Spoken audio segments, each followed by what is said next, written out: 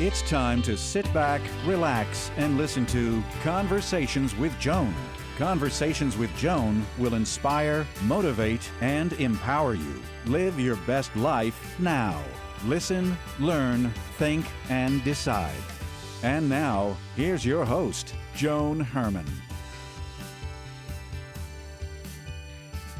Welcome to Change Your Attitude, Change Your Life's Conversations with Joan. I'm Joan Herman. Thanks for tuning in. Conversations with Joan focuses on topics that are important to your life, from health and wellness to professional development to personal well-being. Change makers join me to share their insights, tips, and strategies so you can thrive and live your best life now. Thank you for taking time for yourself, and thank you for letting us be a part of your life. Now, let's start talking. Today's guest, Joel Green, teaches how to respond to life rather than reacting to it. By using a process he calls filtering, Joel says we can extract the good and essential from our daily occurrences. Joel is CEO of Pro Level Training, the National Director of Nike Sports Camps, a former professional basketball player, and a motivational speaker. In addition, he's a professional sports and fitness model and actor who's been featured in commercials. Joel is the author of the book, Filtering: The Way to Extract Strength from the Struggle. Welcome, Joel. Thank you so much for joining us. Joan, thanks so much for having me on. So, Joel, looking at your bio, you're a leader in everything that you do. Were you always this person? No, no, I was not. I was not. You know, initially, with much of my activity, I'm a big-time observer. So when I even got into, let's say, basketball, which is, you know, a good portion of my life, you know, playing it actively, I just observed, I watched, you know. I may have been on a team, but I knew I wasn't ready to be a leader just yet and what I thought leadership to be. So I watched the guys who were leaders or who I looked up to be in that role, and I began to mimic those guys and those girls, because early on I played with, you know, guys and girls in the co-ed leagues and teams and things like that, and I just began copying them, to be honest, and, you know, began doing what they did with my own twist and adding my own touch to it. And I'll be honest, I do the same thing today. If I'm getting into a new industry, any new walk of life, any new venture, I observe, I learn, and I mimic, but I add my own touch and twist to it. And I think that's such an important point to make, because oftentimes I think people believe they know everything and there's nothing they have to learn from anyone else. So I agree with you. Being an observer, I always said that's what I did growing into this job. I was a sponge. I tried to learn everything I could from other people. Exactly, and that's I enjoy that. I'm a learner, so I enjoy that process of saying, wow, I'm picking up a new trade, a new skill. Well, I can't wait to apply this. So it's an adventure for me every time, and you know, I'm glad that I enjoy that, because I know most do not. Most want to just jump right in and already know how to do, but that's not the case. So tell us a little bit about your filtering process. What is it? How did you develop it? Well, you know, filtering in itself is an extraction process. You know, just as if we're filtering water or filtering air. You know, we're trying to leave behind the bad and, you know, take the good away from it and apply that good. And that's really what it's all about. And I came up with this filtering method while I was going through some difficulties and just needed answers. I needed to know how to get over the hurdles that I was going through and the obstacles and the challenges that I was experiencing. I just had to find a way, to be honest. And, you know, I developed this method to not just get me through what I was going through, but I challenged myself to see if I can even pull from the difficulty to actually propel me through what I was going through. I wanted to see if I can actually gain something from it, as opposed to just getting on the other side of it. So I began leaning into my situations more, the dark moments more, to see if there was any bit of motivation, any bit of fuel, any bit of strength within them. And I just began seeing it, you know, from so many different angles, like I haven't before, because I would dismiss my pain. I would dismiss difficulty because I just wanted it to be gone. But the moment I began leaning into it, I started learning from them, saying, wow, okay, there's actually fruits within even these dark moments. And I began filtering and breaking down those situations and circumstances into manageable pieces for myself that I can handle and not be overwhelmed with. And the moment I broke those things down, it became easy to handle. Yeah, because I think a lot of times people get stuck in the bad. They assume this Mm-hmm. identity of the worst thing that's happened to them, and they live the rest of their lives being that person, letting it define who they Mm-hmm. are. Right, right. And that's where, I mentioned learning earlier, how I enjoy learning. That's what filtering is really about. If you want to get to a foundation of what it does for you, it teaches you. And the same way we go to a therapist, we go to a coach, and I coach and help people. Filtering in itself will help you do that for yourself in the moment while you're going through what you're going through, as opposed to have to wait on hindsight to reveal the fruits to you of your circumstances. You can have those things revealed to you in the moment if you lean into them. We go to therapy to lean into our situations, so that the therapist can help reveal things for us. And, filtering in itself is a great tool and method that we can use for ourselves, not to replace therapy. It's great to have ventilation take place. It's great to have help, but there's nothing like having something for yourself to use while you're going through something, especially if it's just you right there. So filtering is a great tool to help you see things from a different perspective and hold different objective vantage points. Joe, can you give us a few tips from your book about how we can learn how to do this? Absolutely, absolutely. And I mentioned pain earlier, and there's one of the chapters, one of my favorite chapters. They're all, a favorite of mine, but one that may be the most lengthy is the purpose of our pain, and that goes into full detail of how we can learn from our pain, of how we can really address our pain, as opposed to just trying to make it go away because it hurts us so much. The way I look at it is, we got to go. Once it's here, it's here. Obviously, there's nothing wrong with trying to expedite its dismissal, but at the same time, I feel that we should still carry a perspective of trying to learn from that situation of what we're going through, so that the pain, the difficulties, the challenges doesn't revolve when we have an opportunity to resolve those things in the moment. So I feel like we can resolve so much just by learning. We can resolve, hatred by learning about the things and people that we hate. I think greater understanding comes with greater empathy, and empathy just leads to resolution a lot of times. And there's so much that I discuss in the book in regards to that, but one or two ways. I talk about adjustments a lot in the book, making adjustments, being open. I talk about some key words and terms you can give yourself when you're going through something, so that you're not harping on something that just happened. I tell people to tell themselves next play. It was something that I learned in sports, to where I used to miss a shot or dribble the ball off my foot and get a turnover and be so upset about it that I became a detriment to my team the next play, because I'm hanging my head low, and the guy that I'm supposed to be playing defense on, the next trip up the floor, he scores. All because I was still dwelling on what happened to me, being a victim in that moment. At the same time, self-sabotaging myself and my team.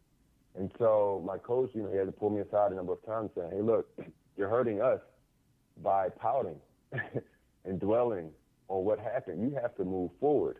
You have to move forward, or else you're going to hurt the entire team and yourself. So he said, look, what I want you to do is, next time you miss a shot, next time you do something that is not ideal for yourself, that you expect to do better at, immediately tell yourself next play.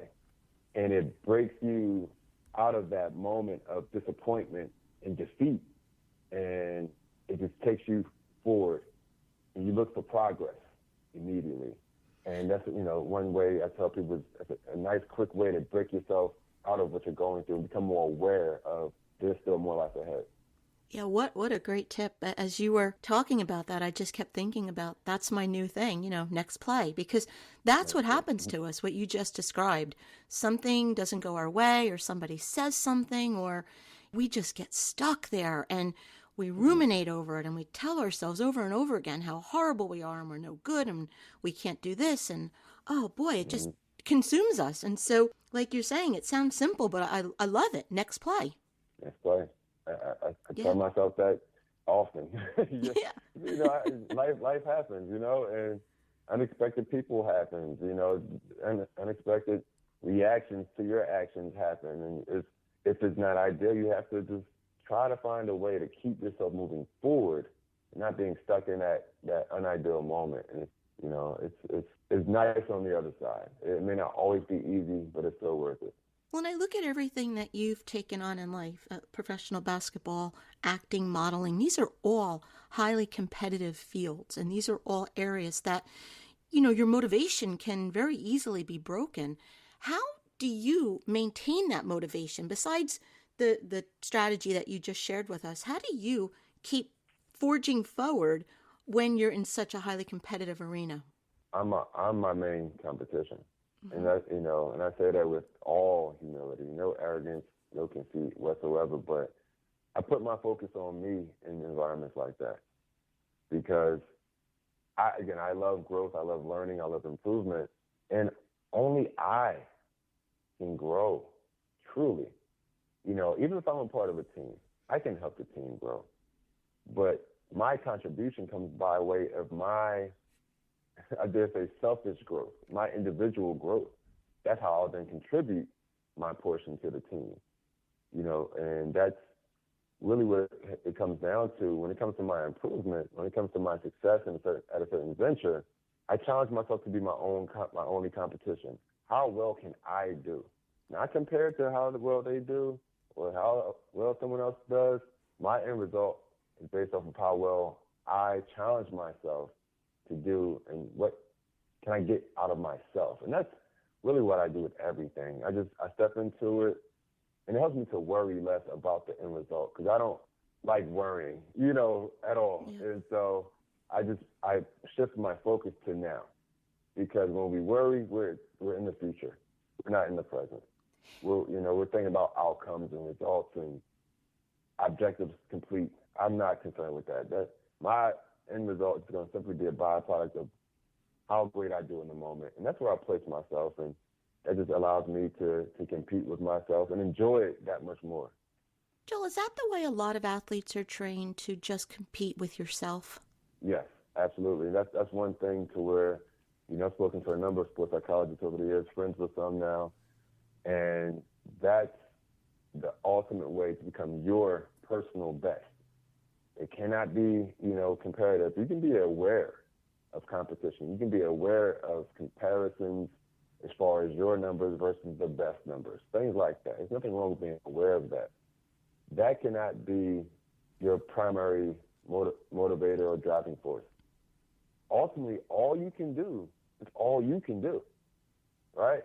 And that's what people have to realize. It's not about you doing more than this or more than that. All you can ultimately achieve and pull off is all that you can personally achieve and pull off. Seek that out. And that's my objective all the time. I'm trying to seek that out. And I know if anyone seeks that out, they will in turn find greatness. Well, that's such a great lesson that can be applied to any area of a person's life, because, you hear people that maybe they're looking on social media or they're comparing themselves to their friends. Like, let's say a parent who's saying, well, their kids have this, or this person has that, or their house is bigger, or they have a better car, they have a better job. All we do is compare ourselves to other people. Right. And that's why we're never happy. And then you get the bigger car and you're still not happy. And you get the better house and you're still not happy. So it does come from within. It comes from within. And again, it's what we ultimately want. I truly believe is that we don't want things. We want feelings. It's not that we want all this stuff. We want the feelings that stuff brings. And, I begin to realize that over the years, like, man, do I enjoy things and stuff like the next person? Absolutely, I do. Some things bring joy to me and my household. But at the same time, I enjoy feeling great. I enjoy feeling fulfilled. That's my main objective. I want to be fulfilled every day. It's not happiness. I don't pursue happiness. I pursue fulfillment each and every day, things that can just keep me going and saying, wow, today was fun. Yeah. And I can look forward to tomorrow. And that's just, like you said, so many people are just, comparing and just getting this and realizing, oh, it wasn't that was going to do it. So they look for the next thing, and you're like, oh, it's not that. You just gotta seek out the feelings, like, Yeah. and just find ways to help yourself feel good. We're trying to fill this hole within ourselves. And you know, Joel, when I started this work more than 12 years ago, it was because I went through a lot of loss and personal challenges in my own life. And I created the Change Your Attitude, Change Your Life brand because the one thing I did know, I didn't know a whole lot back then, but the one thing I did know was that I had to get my head in the game, so to speak, if I was going to move forward. I had to learn how to embrace these changes, look for the blessings. As you said, you know, stop looking at my struggles as negatives. And that's really how I've been able to do the work that I'm doing and create the life that I have. And that's what you're telling everyone through your work and your book and by example. And I think if we learn how to do that one thing, to start to look at our challenges and our struggles as not necessarily these negative things happening to us, I think that's the place where the transformation begins. Do you agree with that? I completely agree with that. Completely agree. I mean, so many of these things are happening for us and not to us. And we just don't realize it because our perspective is off. And, you know, emotionally, we get so caught up on the surface of what we're going through, not realizing what lies beneath. And that's truly what I began discovering. The more I leaned into my problems, my difficulties, my challenges, the more, as you just said, embraced the challenges, I began to actually see what they truly were about. I began to see, okay, maybe this is why it came, as opposed to just being so irate about the fact that it's here. Right. And that's, you know, it was a discovery. I just said, okay, I really just have to not be afraid. It's a daring thing to do. You know, it's a painful thing to do sometimes, to have to go toward what's hurting you, what's challenging you. But so many times it's kind of like facing a bully. The more we run from a bully, the more it chases us. Right. You know, it's not until we stand up to it, then it begins to stop. I'm not saying it stops right away, but sooner or later, that bullying stops. Yeah, and I think it's important, you know, as you were saying, that things don't happen to us. And we're not saying that we want these bad things to happen, but they're happening. And so here you are, and what are you going to do with it? Exactly. And I forget the scripture in the Bible, but it talks about, you know, our troubles. It says work is for us, far exceeding glory. I forget the exact scripture, but that's exactly how I look at our troubles. It works for us. They're an assistant, you know, in helping us to grow and to get better, and realizing that we aren't here, and this is a recent revelation I've even had, thinking just about life. I sit down, I have think time, you know. So I allow myself just to sit back and think for 5 to 10 minutes, and just whatever crosses my mind, I entertain it. And I have a pencil and a piece of paper sometimes, or I'll just put something on my phone. And I was just thinking, you know, I don't feel like we were put here to make all the bad stuff good, you know? I really feel like the bad stuff was put here to make us better. I feel like we need to embrace these things a little bit more so that we can grow as a result of them, as opposed to just always even trying to improve them. I think we need to just say, you know what, they are here. This is life. Let's get better as a result of them. Right, because you wouldn't be the person you are today had you not gone through those challenges, and I wouldn't be the person I am today. And so it really gives us the opportunity to grow and to turn into a better version of ourselves. Exactly. The book is Filtering: The Way to Extract Strength from Struggle. Joe, where can our listeners go to get more information about you and your work? You can visit my website, joelbgreen.com, and I'm also on Instagram pretty heavy, and I discuss a lot with people there, you know, by way of messages and, you know, little chats and things of that sort. I'm big on the engagement side, and especially of late with people picking up the book on Amazon and reaching out to me saying, hey, I love this portion of it, I love that portion, and I love the discussion aspect. Joel, in our final moments, what is the takeaway? What would you like to leave our listeners with? Honestly, exactly what I just mentioned. I'll build off of that. You know, just realize that it's not with the problems that you may face.